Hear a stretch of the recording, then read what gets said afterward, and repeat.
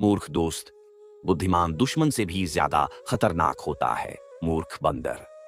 बहुत समय पहले की बात है। एक सुंदर राज्य था सुखनगर। वहां के राजा वीर सिंह बहुत दयालु, न्यायप्रिय और मजाकिया स्वभाव के थे। राज्य समृद्ध था, प्रजा खुश थी, लेकिन राजा को कभी कभी अकेलापन महसूस होता था।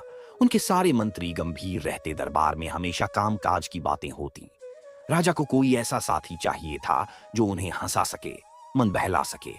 बंदर का आगमन। एक दिन राज्य में कुछ व्यापारी आए। उनके पास एक बंदर था जो अजीब अजीब करतब दिखाता था। कभी नाचता, कभी करतब करता, कभी सैनिकों की नकल करता। राजा को वह बहुत भाया।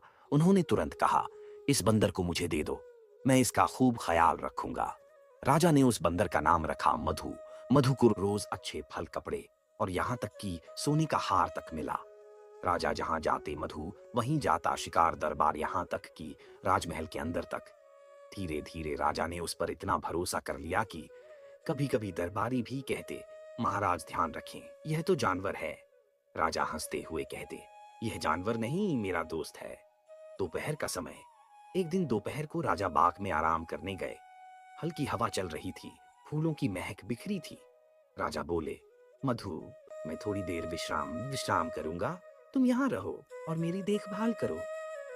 राजा लेट गए और थोड़ी ही देर में सो गए। मधु पास में बैठा उनकी रखवाली करने लगा। तभी एक मक्खी आई और राजा की नाक पर बैठ गई। मधु ने उसे भगाया, वो भाग जा। मक्खी उड़ गई, पर कुछ देर बाद फिर लौट आई।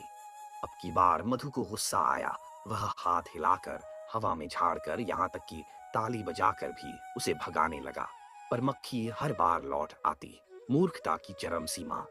मधु ने सोचा, ये मक्खी मेरे मालिक को चैन से नहीं रहने दे रही। मैं इसका हमेशा के लिए अंत कर दूंगा। पास ही राजा की तलवार रखी थी। मधु ने तलवार उठाई। मक्खी एक ही इस बार राजा के माथे पर आकर बैठी थी। मधु बोला, अब बच के दिखा। और जैसे ही मक्खी बैठी, ठटाक दी, अब तलवार हवा में चली। मक्खी तो उड़ गई, पर राजा का माथा गहरे कट गया। राजा की आंखें खुली। आह, क्या किया तूने मधु। सैनिक दौड़ पड़ा और ये मंत्री चौंक गए और पूरा बाग खून से भर गया। परिणाम, राजा किसी तरह बच तो गए, लेकिन उन्होंने वही दिन से एक बात समझ ली, मूर्ख मित्र बुद्धिमान दुश्मन से भी ज्यादा खतरनाक होता है। बाद में राजा ने आदेश दिया, वफादारी अगर विवेक के बिना हो तो विनाश तय है। राज्य में किसी को भी निर्णय करने से पहले सोचने की आदत डालो। मधु को राजा ने बाग से निकाल दिया और तब से सुखनगर में बच्चों को यही सीख दी जाने लगी। प्यार, निष्ठा या सेवा तभी मूल्यवान है जब उसमें समझदारी हो। कहानी की सीख। मूर्ख दोस्त बुद्धिमान दुश्मन से भी खतरनाक होता है, क्योंकि मूर्खता की नीयत भले साफ हो, पर उसका परिणाम विनाशकारी होता है।